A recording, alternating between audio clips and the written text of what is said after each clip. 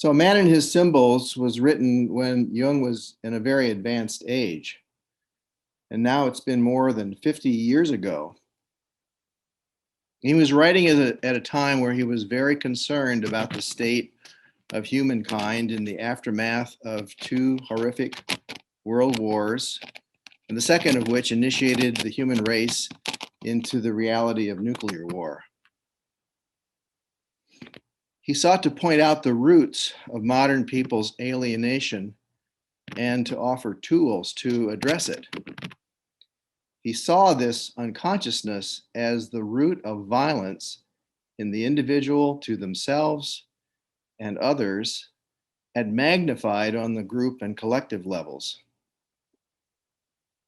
He's writing to appeal to the individual to consult the wealth of inner wisdom and self-acceptance, which can temper the forces of unconscious enactments. And he was writing before this age of modern mass communications, before the internet had been conceived, and before the age of the cell phone.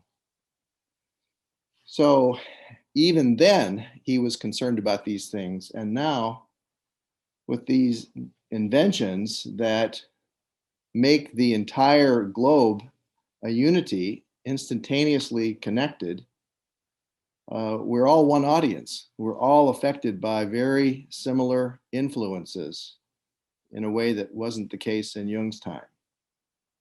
So in many ways, his views in this writing are prescient. They foresaw the future.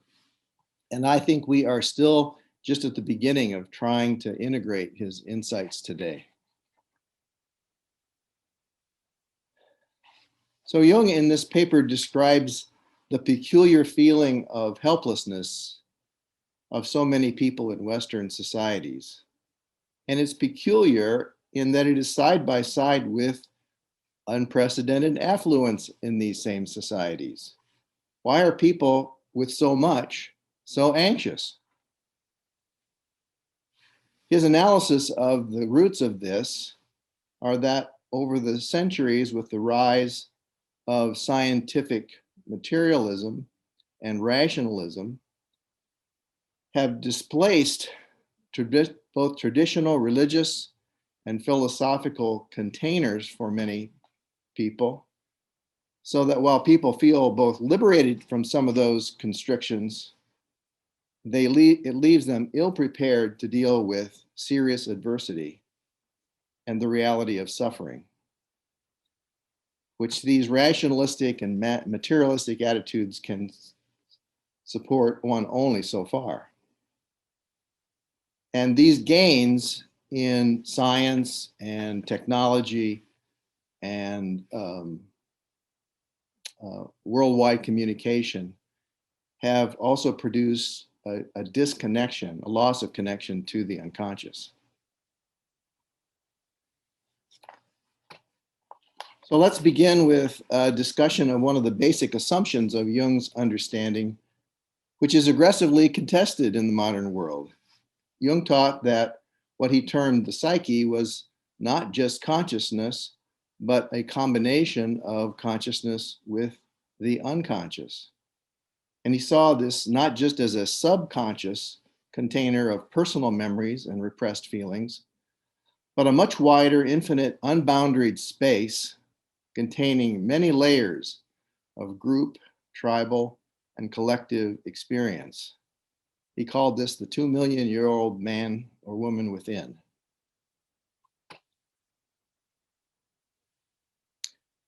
How did he come to recognize the reality of the unconscious? In his early days, he generated the word association test, in which he produced a list of words and had his subject free associate to those words. And in doing so, he could very accurately map out the unconscious anatomy of that person's background in a striking way. But also everyday experiences of forgetfulness, absent-mindedness, slips of the tongue. These are really common experiences of the unconscious. In Jung's day and age, fainting was an example of the unconscious. Both he and Freud had notable faints when they were facing stressful situations. That seems to have abated in our modern world to some extent. It's taken other forms. But he called the current symptoms of unconscious in modern culture a vague sense of restlessness, vague apprehensions, insatiable needs for pills, alcohol, tobacco, food, and above all, he says, a long array of neuroses. And to this, we might add political fanaticism and conspiracy theories.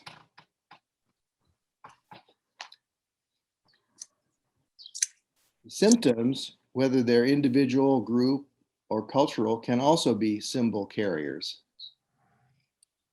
Obvious forms of this are in victims of recent war violence who may have temporary blindness, inability to speak or swallow as consequence of being traumatized and overwhelmed.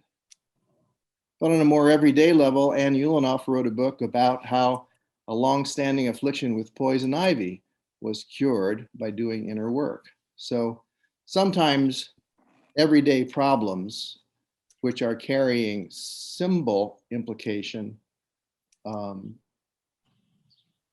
can be addressed through understanding that symbol. So a direct experience of the unconscious, and one of our most direct and regular experiences of it, is the dream, a universal nightly human experience.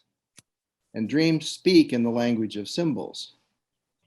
So now we have to address what is a symbol. A symbol can be thought of as a relatively unknown psychic content that cannot yet be grasped by consciousness. So a symbol images a mystery, an unknown. The word symbol can be seen as a combination of the roots sim and bolin, meaning things being thrown together towards something in common. And from the German, sin and build means, plus build means meaningful image. So it's a meaningful image that has somehow gotten thrown together that has a sort of perplexing or confronting quality. An example of this was a few years ago before an event at the farm. I had a dream about a cat, only it wasn't just a regular cat. It was a cat that had a horn. So we called it a unicorn cat. So we all know what a unicorn is, and we all know what a cat is, but what a unicorn cat is, nobody knows. But we found it useful as a sort of guiding symbol for what the group needed to approach together that weekend. So that's an example of a contemporary symbol.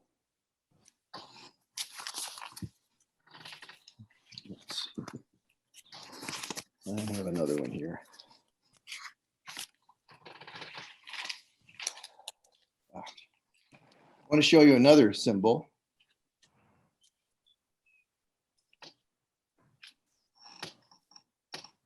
There, can you see that?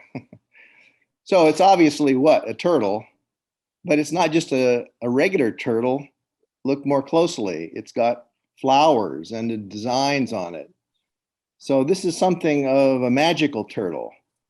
And this was a product of a patient of mine's work, a person who has suffered grievous, extensive trauma and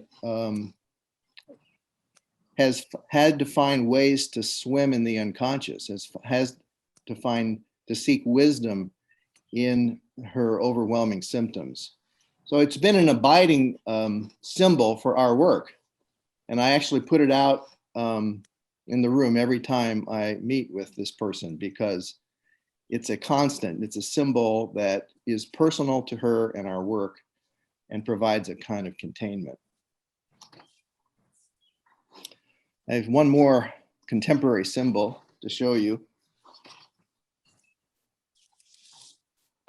Let's see. There. Nice.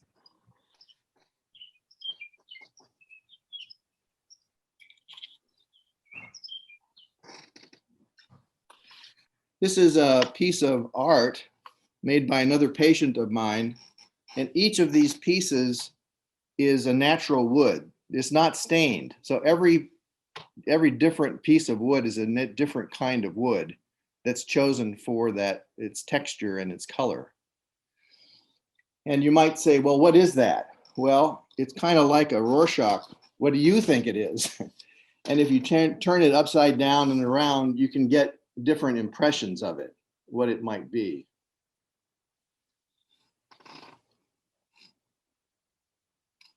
But I think that illustrates the sort of capacity of an image to carry symbolic meaning, where it can communicate something ineffable that may not be obvious or clear, but it gets you thinking. It sparks your interest and your curiosity, and hopefully sets you on a path of a journey to figure out what it might be for you.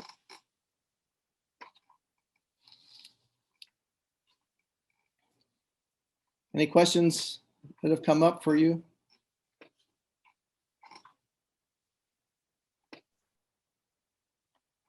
Okay. I was just noting in the chat that the turtle art that you shared, I Yes. have seen really similar symbols and art to denote Turtle Island, which is the indigenous name of the land that we're on of the United States. So I thought like that double layer of meaning is really interesting.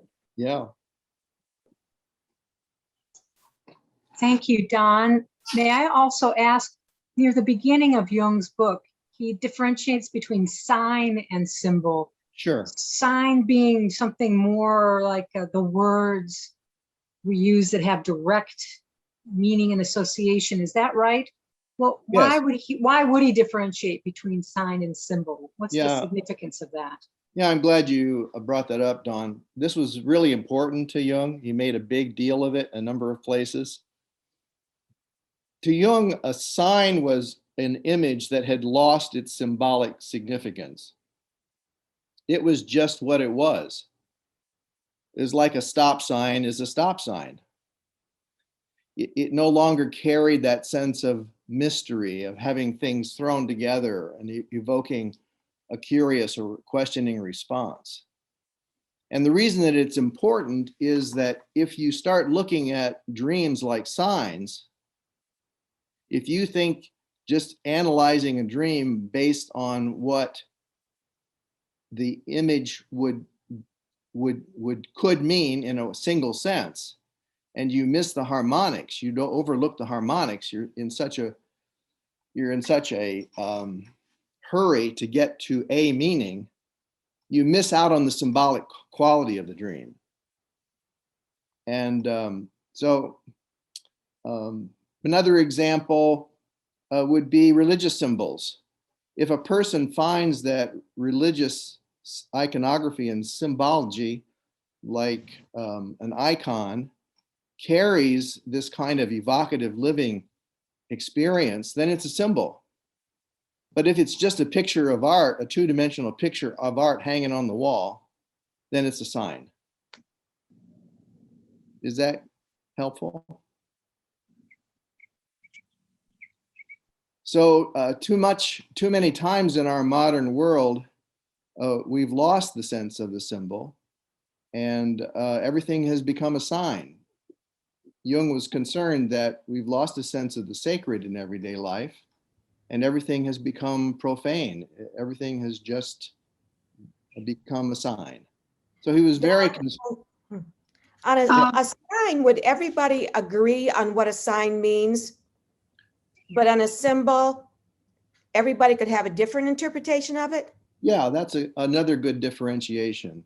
A stop sign is a stop sign. You know, you're not going to have too much argument about what that is. But a true symbol, like a dream image, can have many meanings based on the seer, the hearer. And their personal experience that they bring to it. Which is why Jung was so impatient with dream dictionaries that want to give you a one-on-one correspondence with what a dream symbol always means. He thought that was sidestepping the process and had no patience with it, because the dream, if it's treated symbolically, has to be seen as an emerging experience, communicating some meaning as yet incompletely known by the dreamer. So when you're looking at a dream, it's always useful to say, well, why now? What is this dream trying to tell me now? And if you look at it and say, well, I've been here, done that, and I had this same dream 3 years ago, and I already know what it means, you've treated it like a sign, and you're probably missing the point.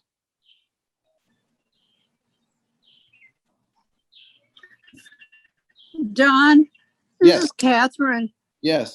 Is the loss of connection to the unconscious, is this the same thing as our loss to the connection to nature, to the yes. landscape, the home and the garden? Yes, they're very, very much related. I think it's a good point. The same forces that have disconnected the individual from the unconscious have also disconnected that person from a closer connection to nature and the natural world. No question about it.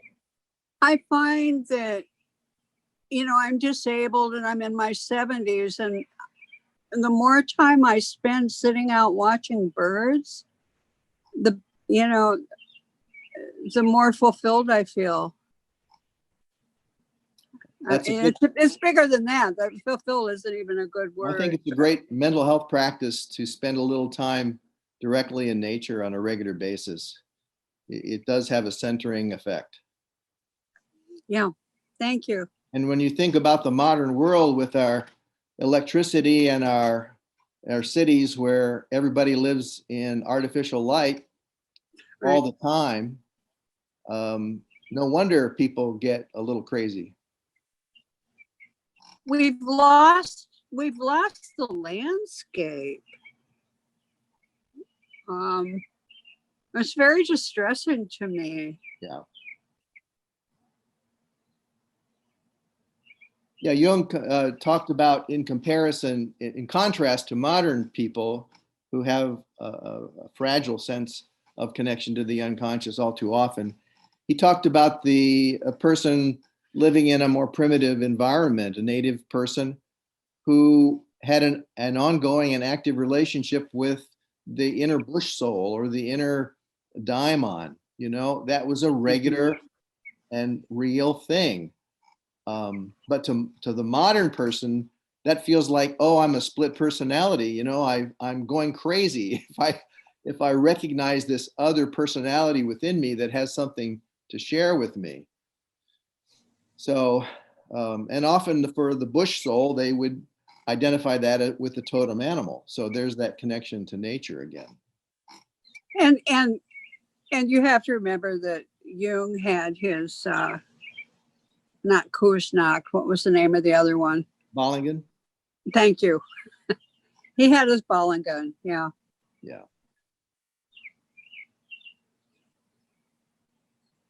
Thank you. That was great.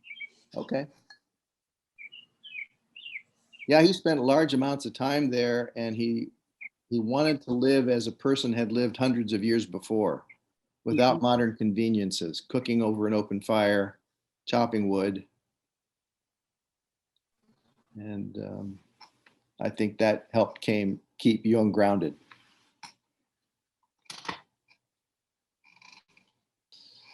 So dreams carry images laden with affect. So one way of thinking about dreams is that they are affect images. They're feeling toned images.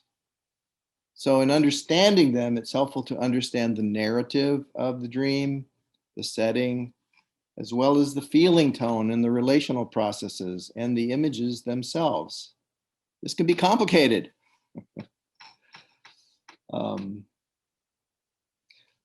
Enough so, like I just said, that primitive folks often thought of the origins of dreams as coming from another being within them, the bush soul.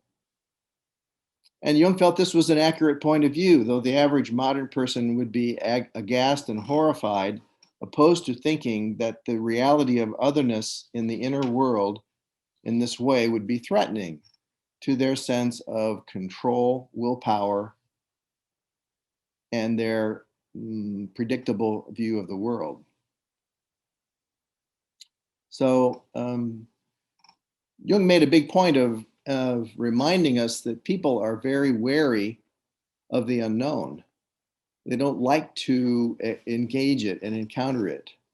And so if you're dealing with the unknown within on a regular basis, that can stretch people's willingness to grow and be challenged. So even though science tells us that everybody dreams 2 or 3 times a night, you'll run into people who are adamant that they never dream and never will. And, you know, will fight the first person who says that they do, you know.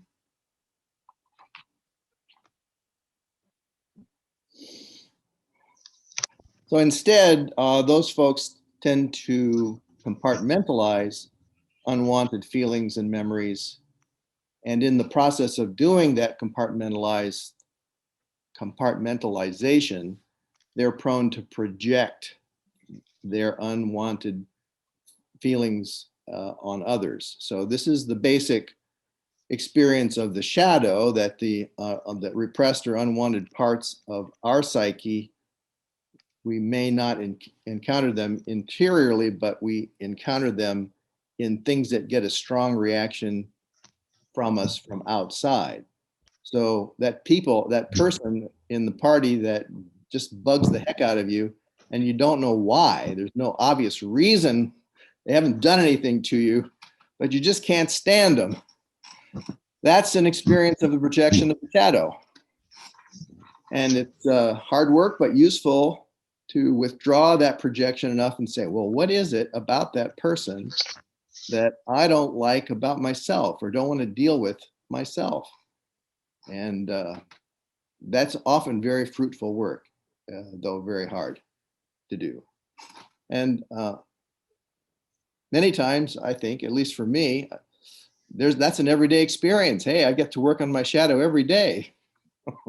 There's no break in working at your shadow.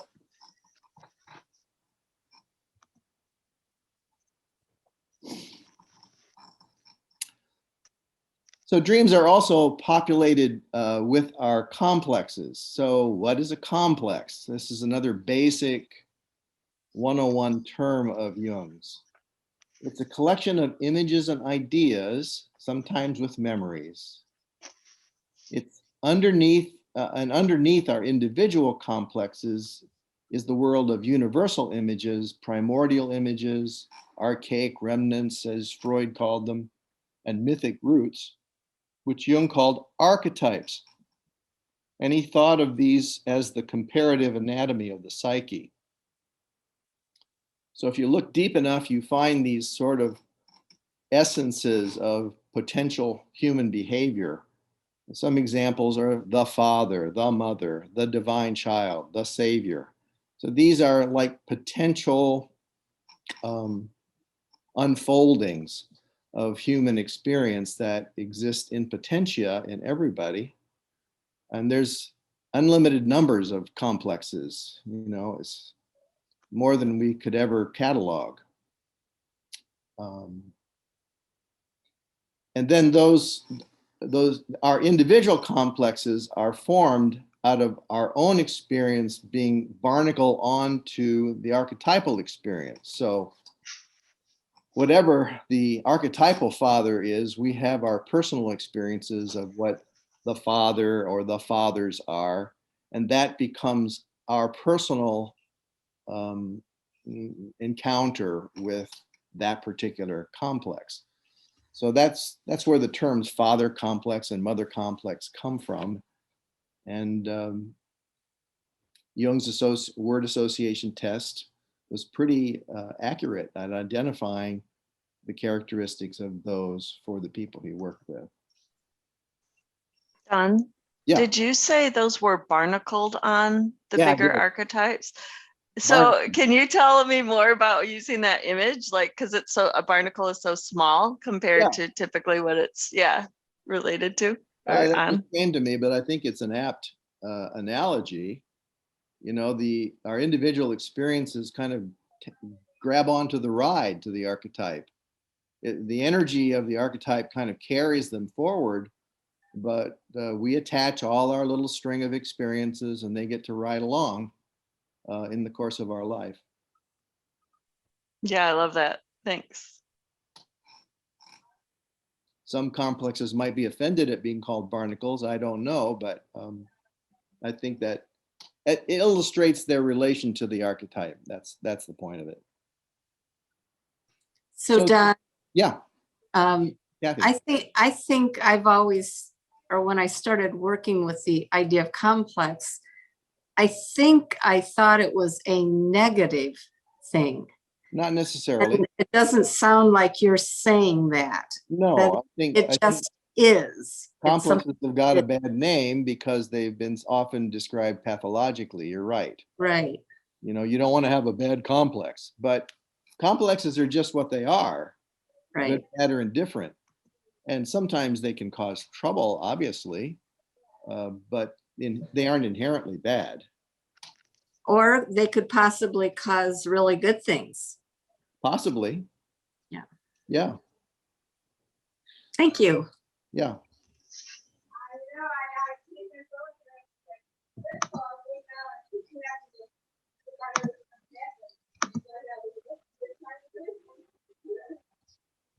So if the archetypes are the kind of a comparative anatomy of the deeper unconscious, the complexes are the deeper anatomy of our personal unconscious.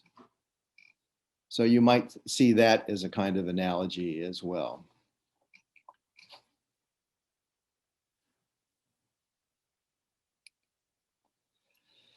So Jung felt that the symbol-making function of dreams is partly to remind our consciousness of something of its original mind of wholeness and oneness that we all carry around in us.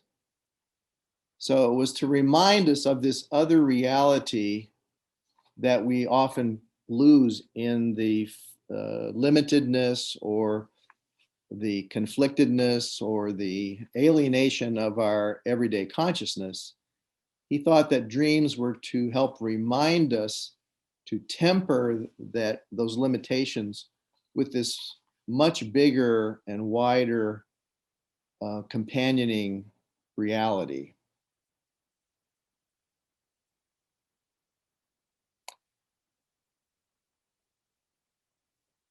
And he also taught that dreams tend to function as compensations to our consciousness. That is, if we get off base from our life arc or get out of union with ourself, the psychological name for that is neurosis. I suppose the spiritual aspect name for that would be sin of some kind, although I'm not equating neurosis and sin, don't get me wrong, but I'm just trying to use different words that describe this out of jointness that we can get into, and that dreams tend to offer us corrections, of course. You've gone too far this way, think about this way. So that's also a very useful guide in dream interpretation, is what is this dream trying to remind us of in a compensatory way? What are we neglecting here? What are we overlooking? What's a missing important piece of the current situation? And that can sometimes be helpful in dream interpretation.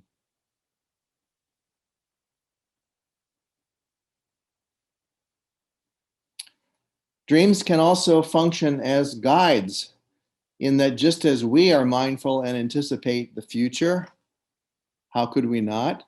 The unconscious also, Jung says, has thoughts about the future. And I think that's a healthy way of thinking about it.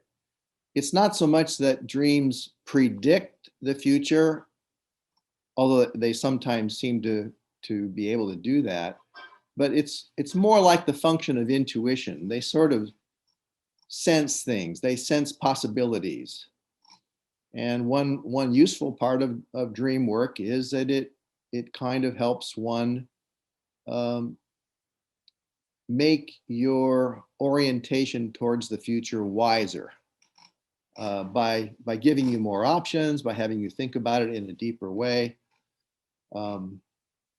I think not unlike sometimes using the tarot or the I Ching, it expands the situation. It lets us see it from more angles.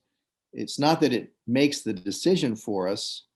It's not that it tells us what to do, but it makes us wiser in the decision-making process and our particular relationship to it. But dreams from ancient times have been looked to for prognostication and divination.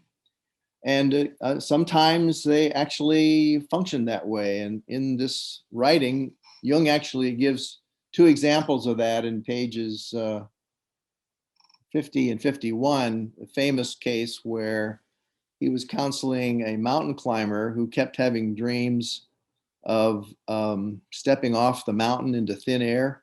And Jung warned him not to go mountain climbing alone, but the guy wouldn't listen and in fact did fall off the mountain to his death.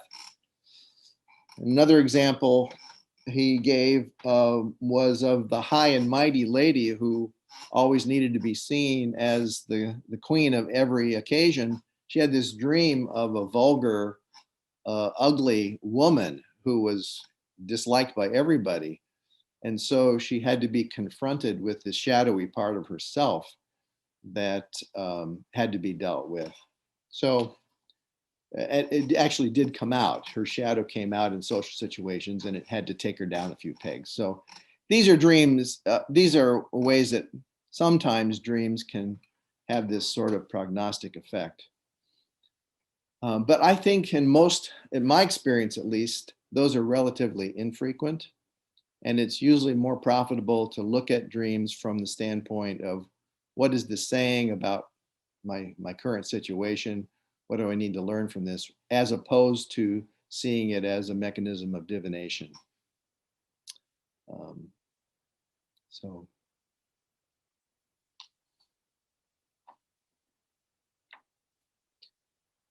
Anybody have any other experiences about precognitive dreams or dreams that have kind of foretold the future? They're always fascinating when that happens. Anything come to mind? I have a client currently, Dawn, who just wrote me today and said, do you remember that dream we worked on last time? And she had an ill feeling about it. It turns out that the man that she's going to marry has been just given a very grievous diagnosis. Oh. She was alone in the canoe that they both bought. They were waiting in this time of the pandemic. People can't buy canoes easily. I'm sure not even in Michigan, but here in Ontario, tough. And she wrote me today and she said, that was the dream. Mm-hmm. But she didn't allow herself to feel the impact at the time because this is a later marriage in life, first time for both of them, and altogether too painful. But she's looking and she's saying, alone in the canoe, when I was not meant to be alone in the canoe. Wow, that's very poignant.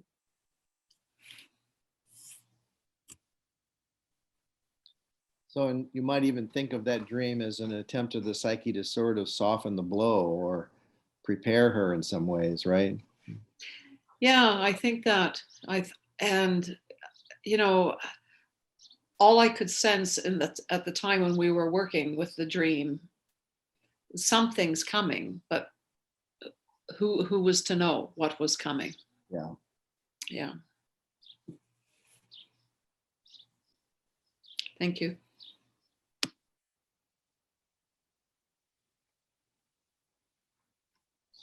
A simplistic version of that is I had a dream that there was a particular scenario that seemed to reveal that my credit card had been compromised. And I woke up with it feeling so strong that I went online and checked, and it had just that Wow. day. Yeah. Wow. Well, that's So very concrete and personal. yes, Yeah. that was. Yeah. Yeah. Wow. So the dreams are hooked into the internet. Pretty amazing.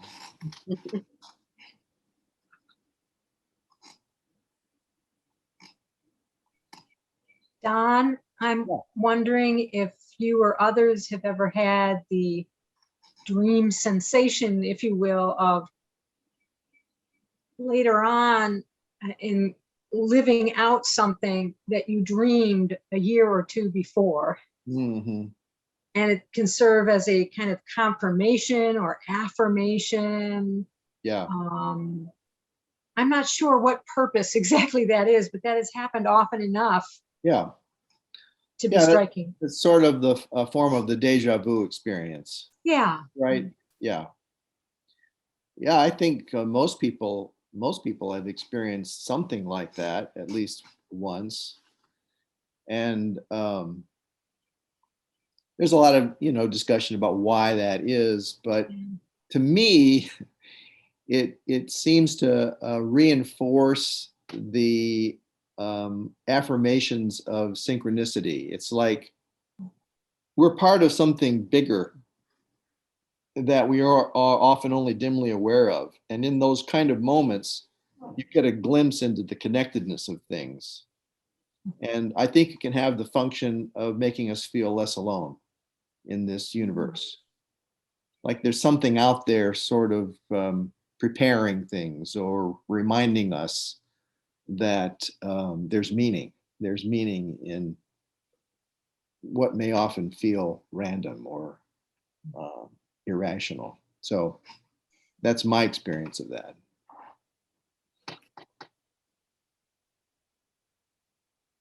Any other deja vu experiences anybody would want to share?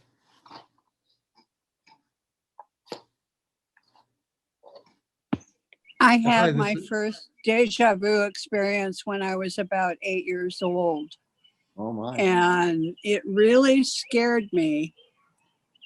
I was very lucky that I had a father who had a doctorate in psychology, and I went to him and told him what had happened. And he explained to me that my mind had flitted just like a spark or a light beam ahead of where I was. And that was why I felt like I'd seen something that hadn't happened yet. I've always been grateful to him for that. Yeah. Yeah, those things can be very unsettling, particularly for a child. Yeah. Oh, yeah, absolutely. Jim? Yeah, I was going to comment on a couple dreams. I had 3 dreams about a year ago now that it turned out, I think, to be related to COVID. 2 dreams in kind of a large city environment, way up on a skyscraper, watching a very foreboding, heavy winter blizzard snowstorm coming in. Well, I felt safe in either case. And the third with a similar theme where I was in a foreign country engaged in practical stuff. And a monsoon was coming in. And I realized in the dream I was going to have to wait that out till that season was over. And again, that seemed, I think, as it turns out, to have been related to the coming of COVID, because I was thinking of changing positions in my career. And it said in part in that dream, just to stay put, you have to wait till this monsoon season is over. Yeah. And so I think in retrospect, those were helpful dreams. Yes. First, the 2 were plainly descriptive of what was going on.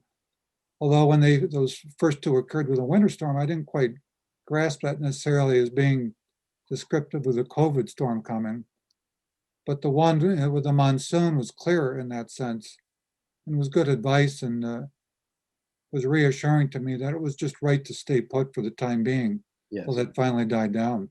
Yes. That's good. Well, that's certainly an example of when listening to dreams, it's helpful as a guide. You bet. Yes.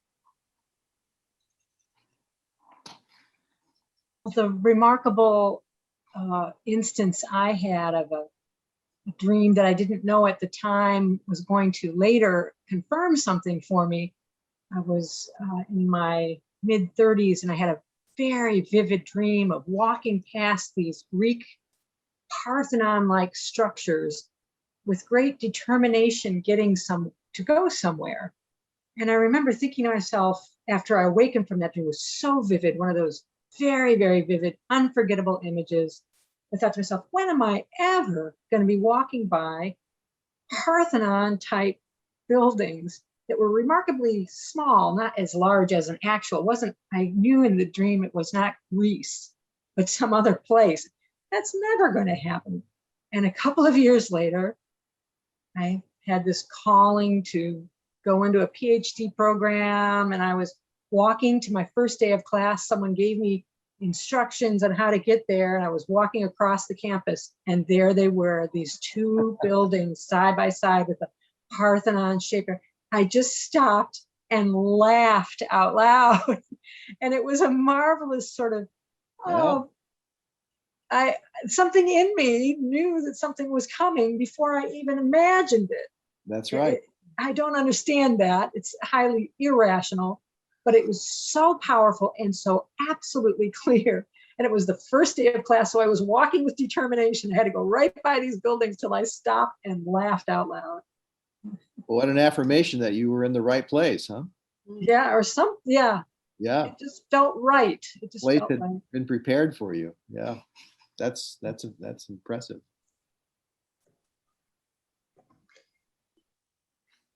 Don, I had a question just to piggyback on most of these wonderful sharings. It's clear that we have these dialogues, the conscious with the unconscious through our dreams, and it does open up our perceptions. Since dreams has its own language, I was thinking the same thing with when anybody else learns a new language, what's French, that they think in that language, right? So would you think that working with dreams over and over and constantly then can open our perceptions, or I guess our experience, and shift it differently from just somebody who hasn't? Oh, that's a really good thought, John, and I fully agree with that.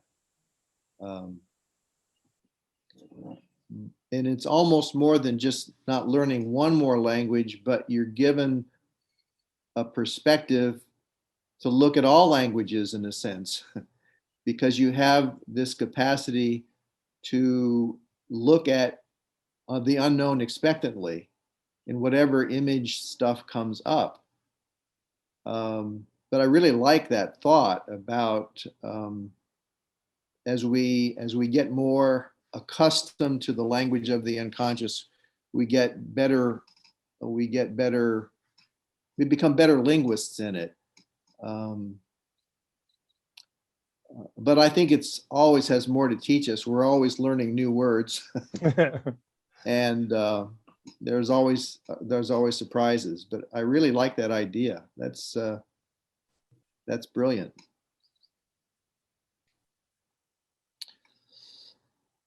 So Jung's method was, he said repeatedly, to start with a dream, every dream, as if you have no idea what this could mean. That's a baseline to start. And then to stay with the dream, he would repeatedly ask people he worked with, well, what does the dream say? Not what you say or what I'm saying about, what does the dream say? So he looked to the dream itself to communicate. He emphasized the importance of a person's personal associations and the context of their immediate situation. to unlock the meaning of most dreams.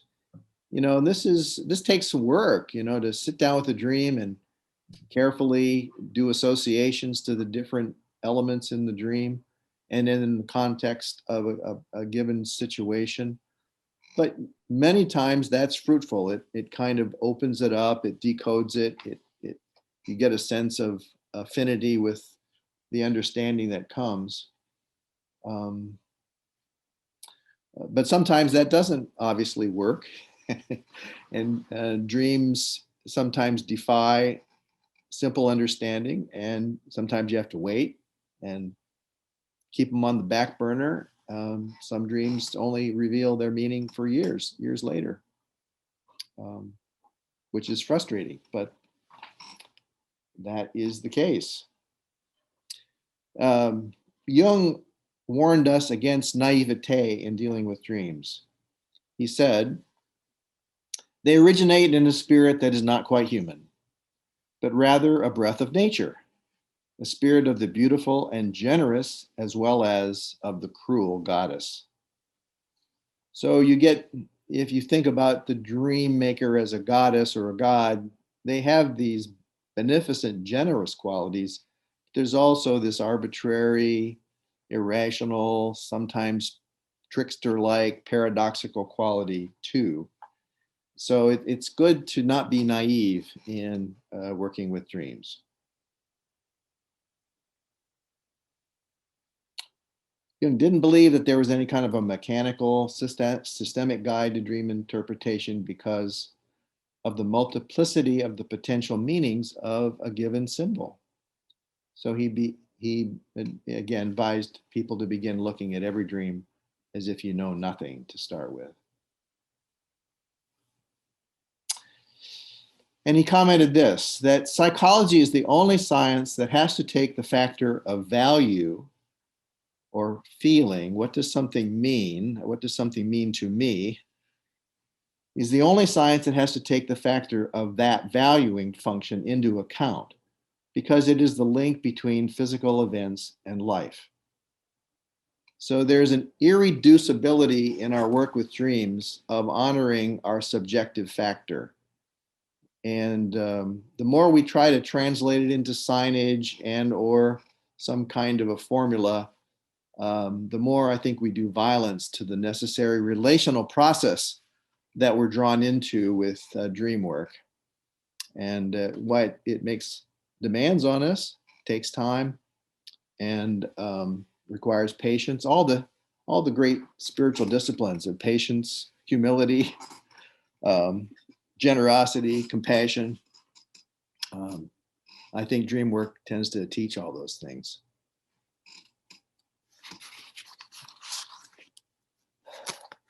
So those are the main points I wanted to share with you in summarizing this. If some of you have read it and you have other thoughts or questions, I'd be happy to spend a few minutes hearing those.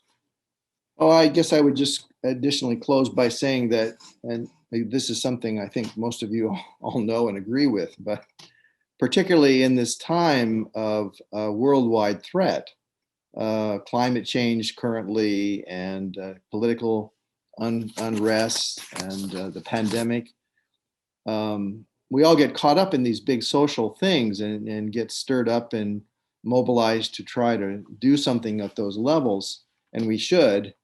But Jung really felt that the key was the few individuals who are doing their own work with their own unconscious, their shadows, become a crucial kind of grounding for the collective psyche. And he believed that it only took a few people in this whole worldwide mass of people to make the difference in tipping the scales of a better outcome for mankind. So if you need any inspiration or addition or impetus to look to your own dreams, Jung gives us that as an ideal. You know, Dawn, I have always believed that the world is still afloat just because there's a few of us doing our inner work. I rely on that. Okay, well, thank you very much. Appreciated your attention and your good questions. And I hope you are enjoying the reemergence of spring and the approach of summer. Joanne? Thank you, Don. I was just getting ready to ask a question. I think I'm just going to ask it anyway.